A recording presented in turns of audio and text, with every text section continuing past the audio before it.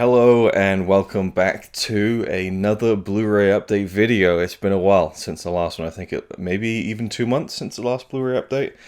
I think it was in September. Yes, it was part of the Asian Cinema Season 2, which has long since passed, though there will be an update video about that.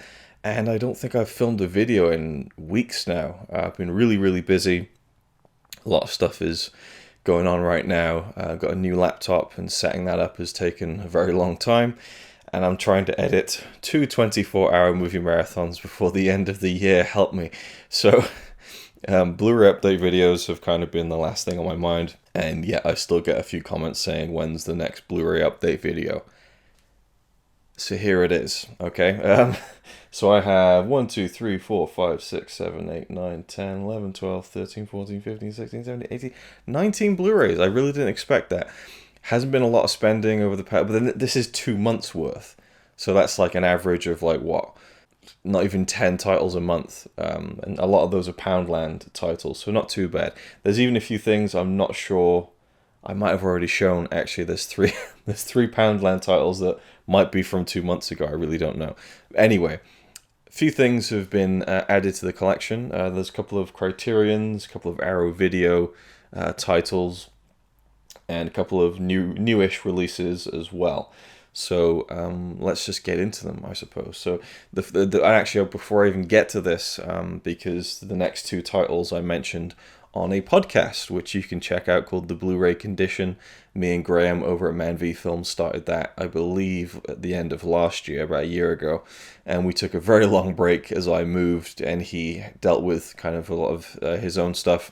And we're back. Episode 5 launched about a week or 2 ago, so go check out the Blu-ray Condition podcast. You can catch it on all your podcasty apps, I'm sure. It's probably on iTunes and all that kind of bollocks, but it was good sitting back down with Graham again to talk about Blu-rays, and I did mention these 2 titles in that video. And I've forgotten, oh my god, I've forgotten to add to the pile the most important Blu-ray of them all, which I'll leave until the end, which gives me a chance to run out and grab it. So I'm glad I remembered that, because I also talked about that on the podcast. Right, on with the films. So the first one I got here, I haven't seen this film, and it was staring at me from the shelf every time I walked past it.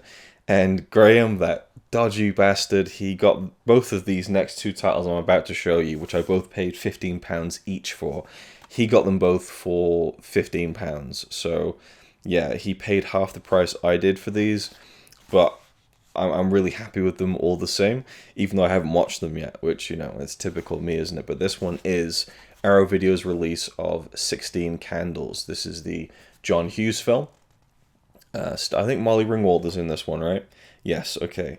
Anthony Michael Hall, who's kind of a bit of a John Hughes regular. So this film, got a really nice slipcover. Like, I love the effect on that.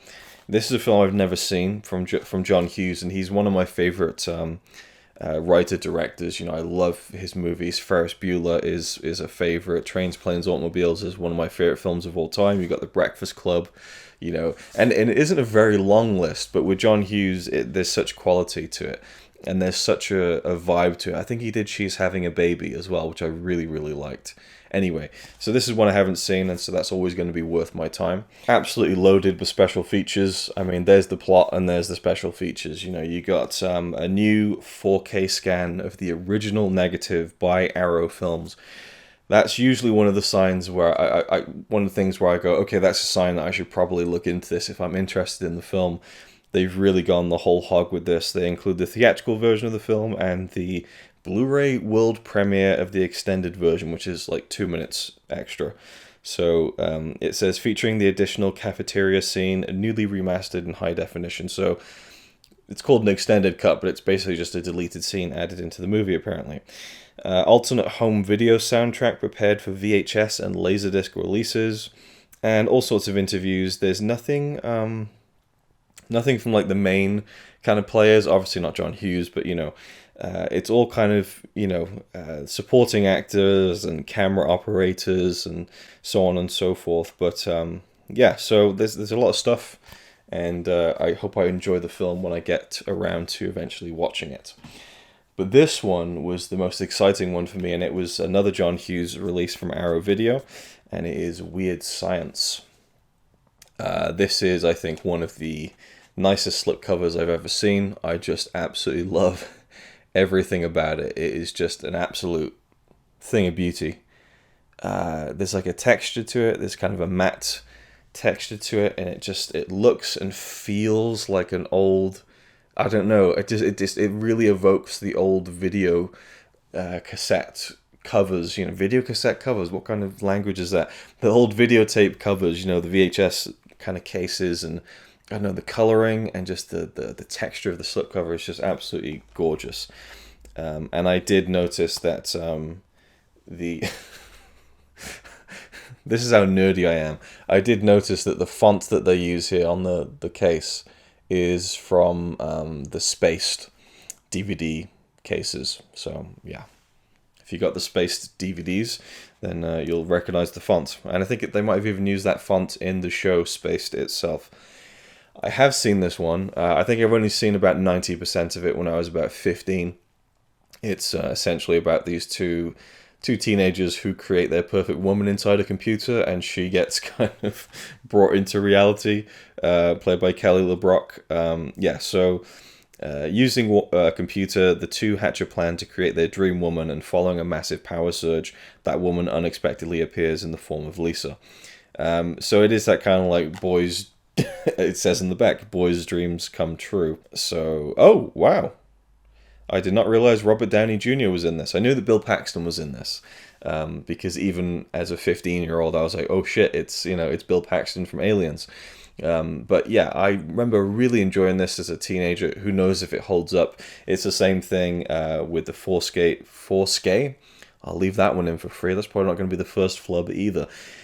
I feel rusty doing videos. It's a 4K scan from the original negative, and similarly an extended version that's a few minutes longer than the theatrical, an edited for TV version of the film in standard def, a comparison featurette, and similar interviews with kind of supporting players in the film, and so on. So yeah, and I did actually pick this up, I think this year maybe. I have it, the regular release, which I'll end up selling, I suppose. I think I got it in that Chile sale, actually. So I'd be intrigued to go back and see what I said about this film then. That'd be intriguing. Anyway, so there we go. 2 John Hughes films from Arrow Video. Really, really happy to have these. I love John Hughes. And it's exciting because this is almost going to be like a new film to me, and 16 Candles is completely new to me. So that's very cool. Now we have a couple of Criterions, and there was a Criterion sale in the UK. Zoom have been doing their kind of weekend deals, putting Criterions on sale for like $9.99, which is very cool. Most of them I already had or wasn't that interested in. But then this 2 for £20 Criterion deal went live across Zoom, I think, and HMV as well in stores. So that was really cool. I did look around, and I was thinking I could get that, I could get that, I could get that. And ultimately I kind of went, you know what? Yeah, I could get that, and I could get that because it's a cheap Criterion, but am I going to watch it anytime soon?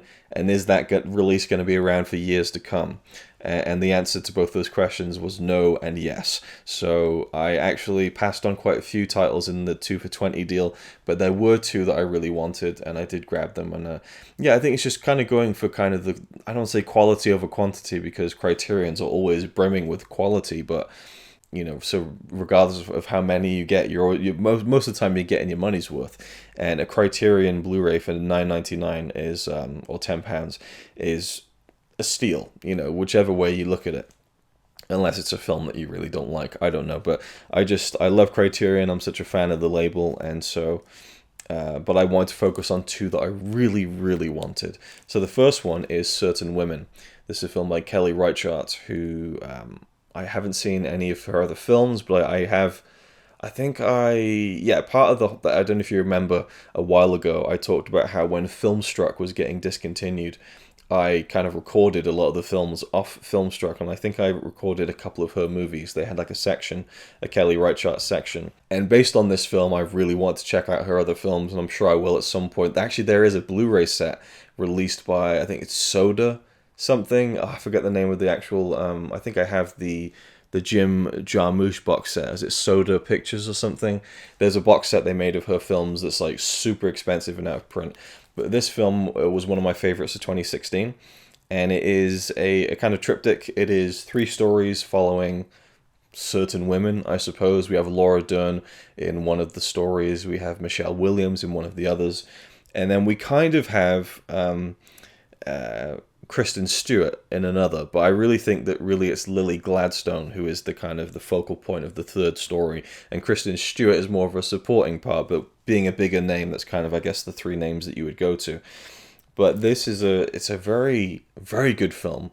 3 separate stories. They're not really interlinked, but the final story with Lily Gladstone and Kristen Stewart, I think, was just so brilliant. It's like, it was hard to watch, but kind of like I couldn't take my eyes away from the screen. You know, there was a really sweet and heartbreaking story, and the other 2 stories are really good too.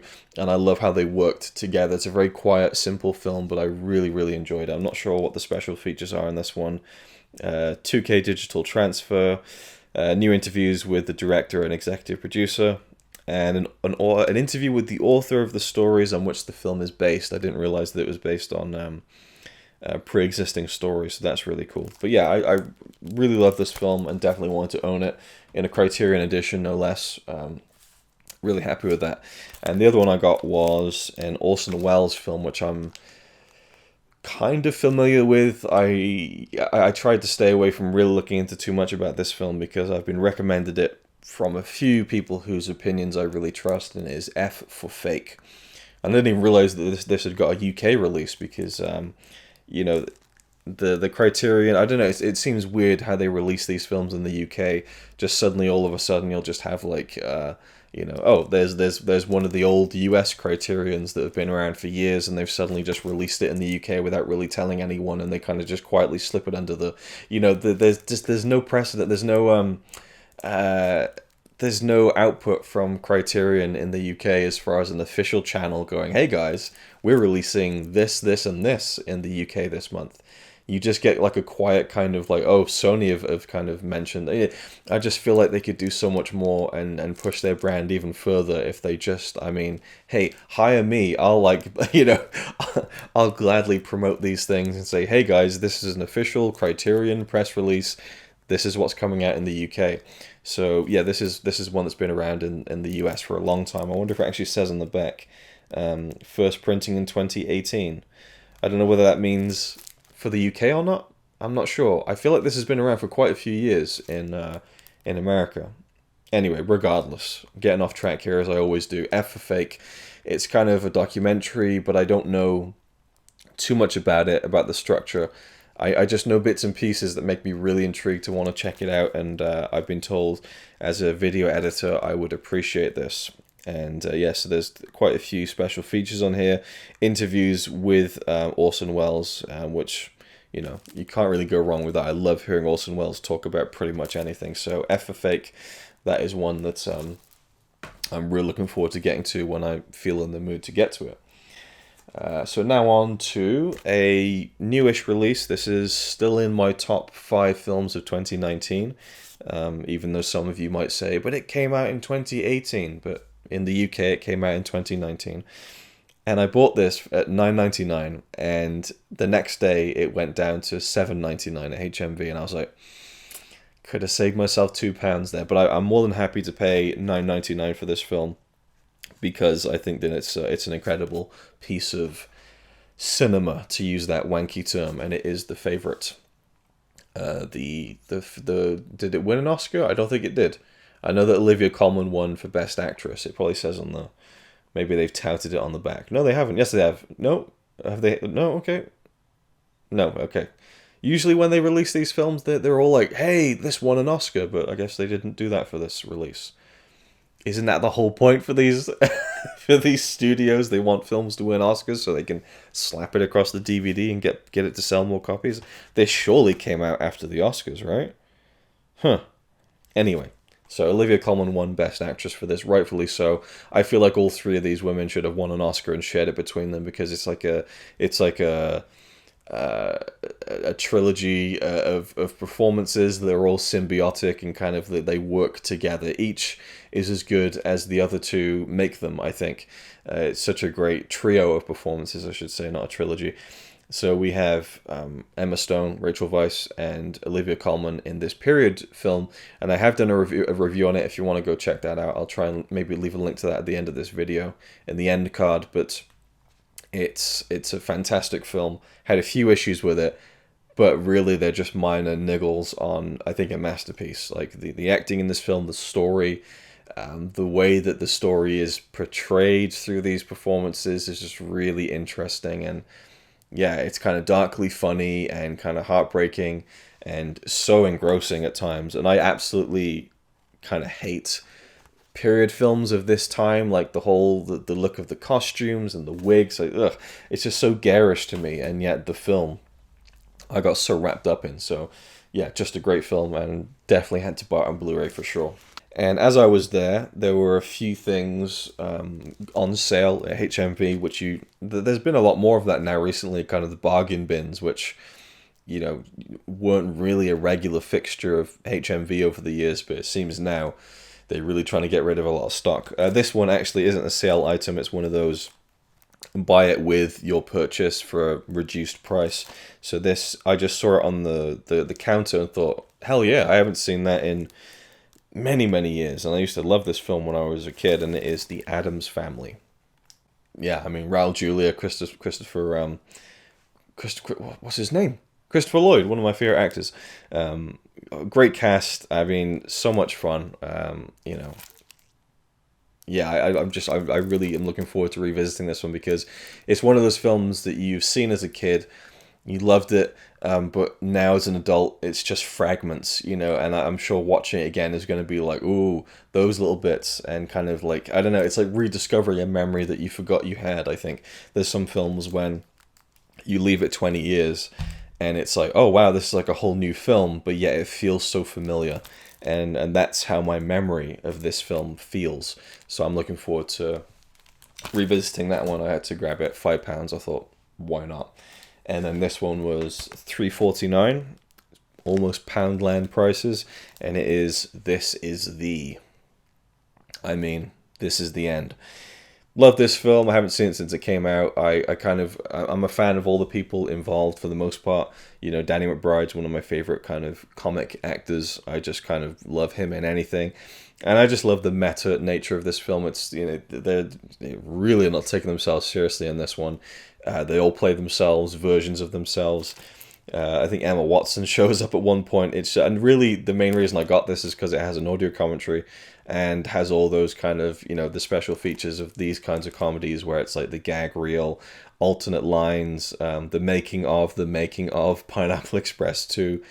This feels like a cap to me of that whole series of films that started with like the 40-Year-Old Virgin, then into Knocked Up, and then you know, Pineapple Express, Superbad, all those kinds of movies, Role Models. Just I really enjoyed that period of kind of movies from the same kind of comedic actors. I don't know if Paul Rudd is in this.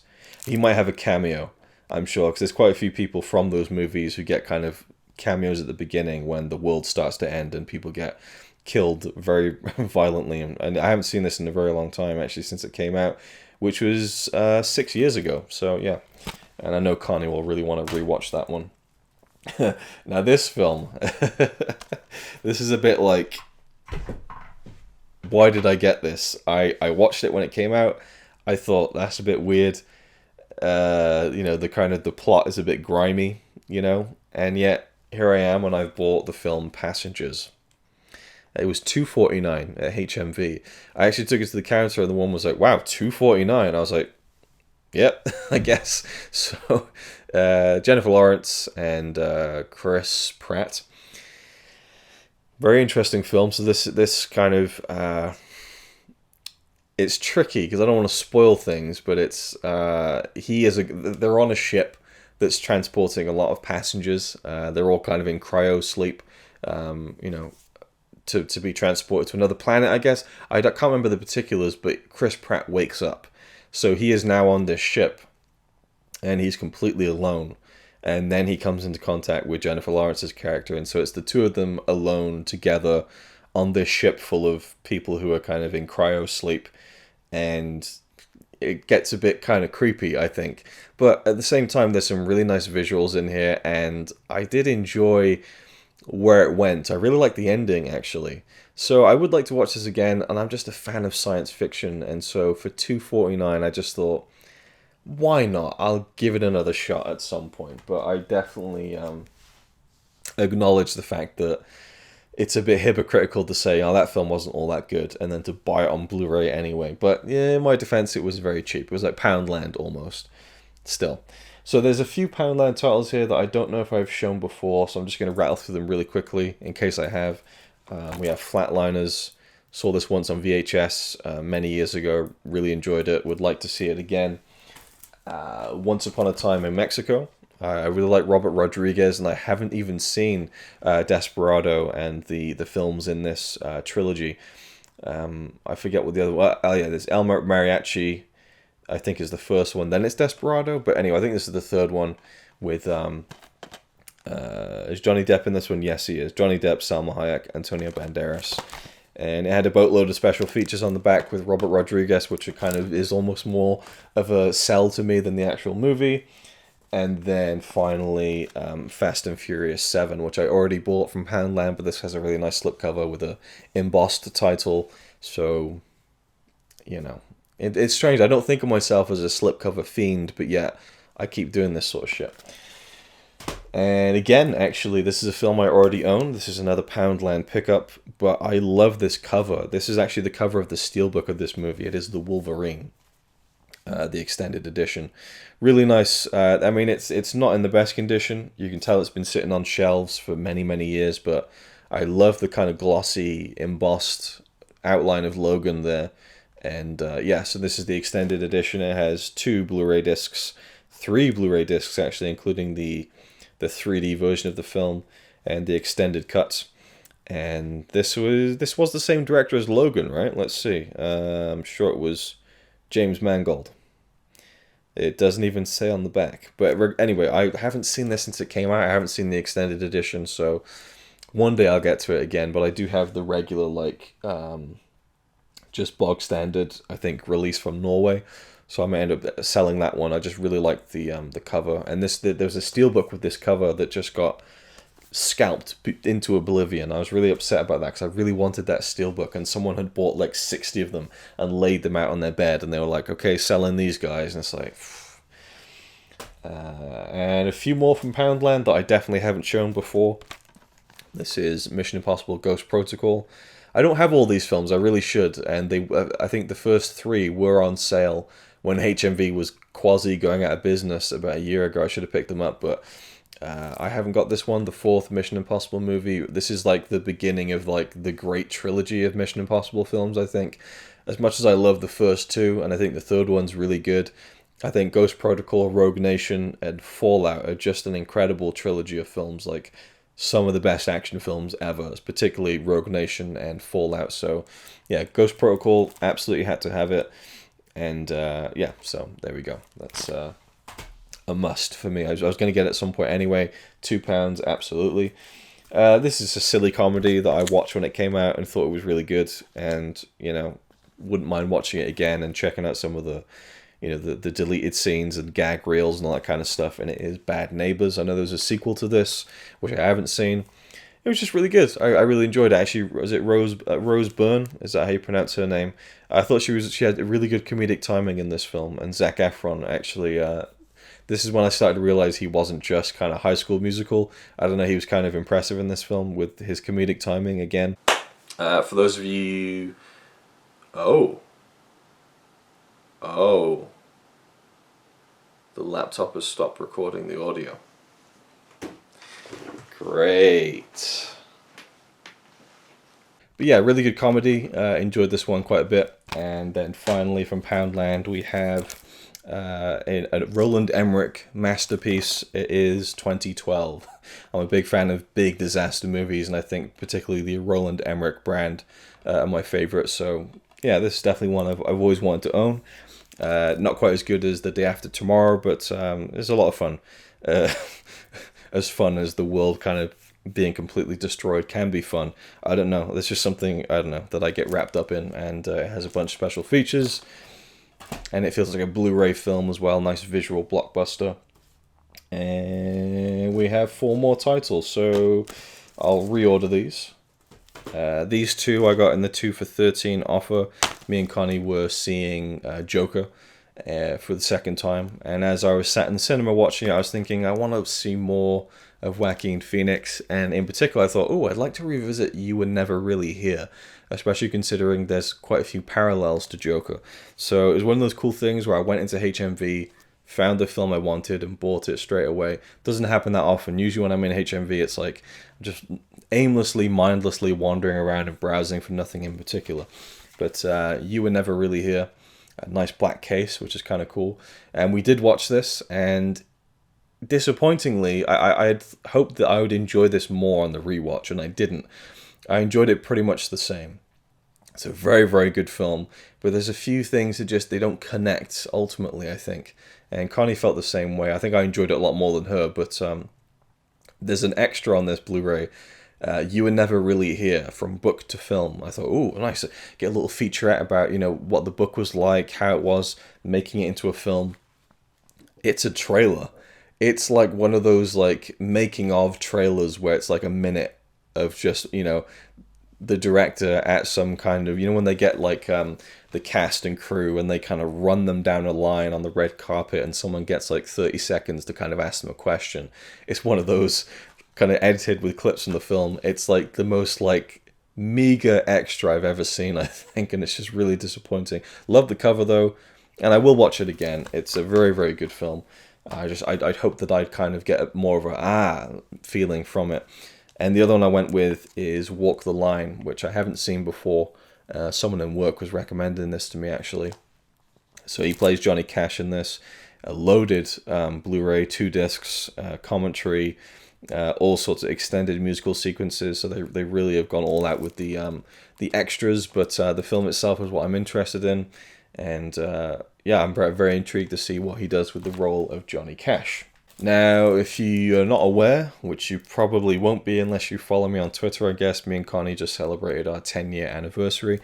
And I got her quite a few things as kind of, it's a 10-year anniversary. And so she got me 2 Blu-rays from HMV. The first one is mostly obscured by stickers, but it was a 2 for $20 deal. And this is a HMV exclusive, apparently. And it is 8th Grade, one of my favorite films from 2018.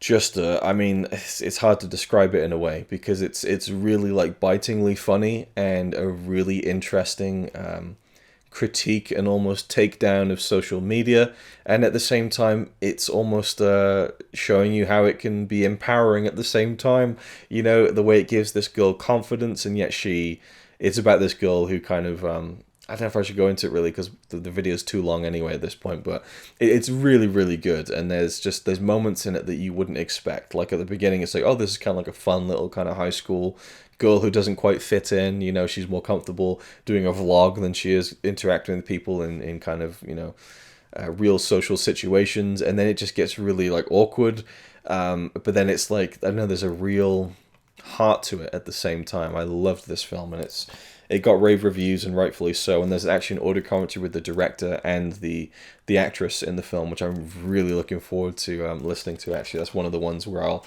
definitely check out the audio commentary. And then the other one that came in the 2 for $20 from Connie, again, thank you. I couldn't believe that I was interested in picking this up. Midsummer. Oh boy, I should have reviewed this film when it came out. I had so much to say.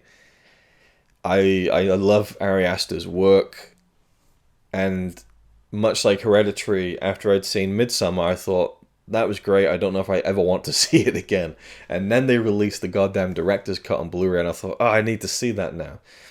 But also I think that I need to force myself to watch it again. The performances in this, particularly from Florence Pugh, unbelievable. It's such a unique film. I know it's been quite divisive, And I rated it like 4.5 out of 5 and put it at the bottom of my list of 2019. So I just thought, am I ever going to watch it again? Did I really enjoy it? I don't know. It's a really fucked up film. And some would argue it's not that fucked up at all, and they've seen much worse, and I could understand that. But there's something really interesting about the contrast in this film, where it's this deeply unsettling, dark, and evil movie that is set primarily in the daylight in bright, sunny Sweden, and everyone is acting like it's the most kind of natural and airy thing in the world. And that gives it such a sinister edge that I just wasn't expecting. And I'm obviously going to see it again. I want to see the director's cut, and I'll show it to Connie, but I don't know how that's going to go. So yeah, I don't think there's any special features. Oh, there's a featurette, which is probably like 2 minutes long. But it does have a second disc with the director's cut. I don't think the American release was given the director's cut. But yeah, Florence Pugh, I mean, she is one to watch. Really, I mean, to see her in Fighting with My Family and then this in the same year was really interesting.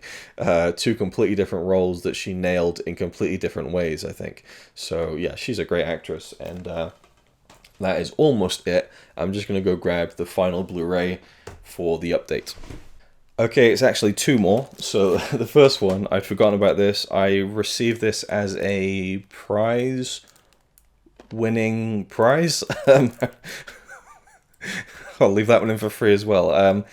This is a prize. How do I say it? How do I word it properly? Yeah, a competition I entered on Instagram, Man v Film. There was a prize. Yeah, it was a prize. That's it. That's all I need to say. It was a prize, right? Yes. No? I don't know. It was a competition-winning prize. Anyway. Get Him to the Greek. And this is one of those films, like I was saying, like that started with a 40-year-old virgin and so on, that stars Jonah Hill's one of those kind of actors. And I haven't seen this one. This is one of those films from that time period that I haven't seen. 2010. Another one is Forgetting Sarah Marshall, which I think I bought, actually. I don't think I've shown that. I recently bought Forgetting Sarah Marshall from the charity shop where my nan works. And now I feel like I've already talked about it. Who cares? Anyway, I haven't seen this one. Looking forward to checking it out at some point. But finally, the last Blu-ray. This is like the ultimate Blu-ray that I want to do like a series on, because it's just like, holy shit. I was in HMV. And like I said, sometimes, most of the time I'm just wandering around aimlessly, mindlessly, not really looking for anything in particular. And I'll see something and go, oh, I'm really interested in that, actually. I didn't know that was out. But it's very rare that that happens. But this was like that times 100. This was, holy shit. They have one of my dream Blu-ray releases right there on the shelf, and I didn't even know it was coming out. I went on Blu-ray.com, no one's talking about it, there's no post, there's no news post about it coming out as a Blu-ray, there's no discussion thread, nothing, zilch, nada, couldn't believe it. This is a monumental release for me.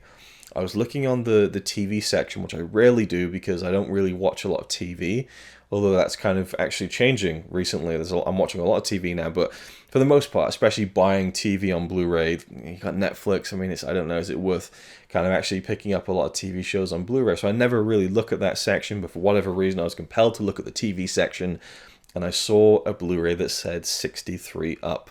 If you're unfamiliar, 63 Up is a documentary that was released on British television this year. It's part of a long-spanning series of films that dates back to 1964. Every 7 years, this documentary project is brought back to life, and it follows the lives of, I think, 14 British people from 7-year-old kids until now 63-year-old kind of adults. And I was like, holy shit, it's 63 Up, one of my favorite films of the year. I'm definitely going to buy that right away, in the shop today. Picked it up, and it said $9.99 on the back. I thought, I'm more than fine with paying $9.99 for this. No questions asked. And then I thought, ooh, I wonder if they have the DVD set elsewhere in the store that has the previous 8 movies, because I know there's been a few different kind of compilation DVD releases of all the previous documentaries. As I was walking to go to the DVD section, I also noticed on the same shelf, I was like, oh, there's a compilation Blu-ray. And I picked it up, and it was £25, and I thought, wow, I've always wanted this series of movies on Blu-ray, so I'm going to buy this and 63 Up. It's going to be £35, and I'll have the entire collection. Awesome. But then I looked closer, and the compilation disc had everything. So from 7 Up all the way to 63 Up. So it was only going to be £25 to have everything. And me being me, I looked it up on Amazon, and it was like £18 on Amazon, so I thought I'll buy it online instead. And then I kind of slept on it, forgot about it, and it went up in price again. So I went back to HMV, and I picked it up. And that, ladies and gentlemen, is a classic textbook Luke taking way too fucking long to get to the point story. So here is the Blu-ray itself. It is the network release of 7 Up to 63 Up. I'll leave that one in for triple free as well. The complete entire collection. Wow, I mean, I wanted Criterion to release these films. I think that they are collectively one of the best film projects ever, for sure. And I would say that no single film in this series is quite as good as the collective whole of everything. The kind of, you know, the sum is definitely greater than the parts in that respect. So we have 7 Up, we have 7 plus 7, 21 Up, 28 Up, 35 Up, 42 Up, 49 Up, 56 Up, and 63 Up. 9 films in this landmark series that is just about ordinary people. There's very little, you know, out of the ordinary happening. It's a very almost mundane look at the lives of these people as they grow from wide-eyed, innocent young kids with all these weird and interesting and funny and cute, delightful things to say about the world to world-weary, you know, 63-year-old adults. I mean, I found it an emotional, moving experience just to see them as old people with 63 Up. But it's incredible. It's a 4-disc set, so they've kind of spread all the films out across 4 discs. There's a couple of special features. There was an ITV special called 7 Up and Me that was released this year just before 63 Up, where famous people like Richard E. Grant and a few other people, Michael Sheen, they kind of comment on their feelings of the film series and also their lives growing up, and that was really good. There's some commentaries that I haven't listened to, and then there's an in-depth interview with the director of the entire series, Michael Apted. So I'm kind of devouring this set and watching them all over again, and kind of watching the little bits I hadn't seen before. And I want to do a specific video on this because there's so much more I want to talk about this series, and I don't want this video to go on even longer than it already has. So there we go. That has been, and again, this is a dream release for me. And it's not often that you don't even know that your dream release has been released, you know. And it literally come out like a few days before. So it was just one of those weird kind of serendipitous moments where I just happened to look at the TV section, and still now there's no one's talking about this anywhere on the internet, and it's just it's an incredible release. It really is. So that is it. Thank you for watching. Hope you enjoyed. Sorry about the lighting getting bad as the video progressed, but it is currently 3 p.m. in the afternoon, so it's about to get dark. So it is what it is. Natural light is hard to come by these days. So thank you for watching. Hope you enjoyed. That is how long it takes when I haven't done a Blu-ray update in a couple of months. I'll see you in the next one. It's alright by me. Apart from the fact he throws cans and calling into a tree. Yeah, he's really cool. Yeah, he's really cool. But he's not quite as cool as you.